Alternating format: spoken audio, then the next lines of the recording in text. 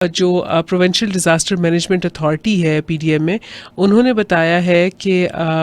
موسمی حالات جو ہیں وہ ایک بڑی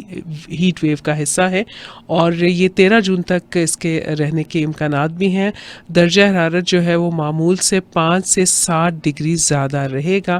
اور انہوں نے یہ بھی بتایا کہ جو یسٹرڈے تھا یعنی منگل کو نورپور تھل میں درجہ حرارت جو ہے 49 ڈگری سینٹی گریڈ تک چلا گیا تھا، اور اس کے علاوہ بھکر میں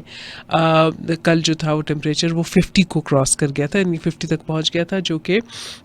ایک اس موسم میں پنجاب میں خاص طور پر اگر میں ذکر کروں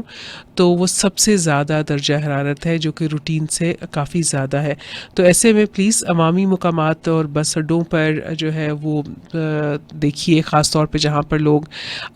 بغیر شیلٹر کے کھڑے ہوئے ہیں۔ جب ہم درخت نہیں لگاتے ہیں تو لیکن گاڑی سب لوگ اپنی درخت کے سائے میں کھڑی کرنا چاہتے ہیں، درخت نہیں لگاتے ہیں لیکن ہم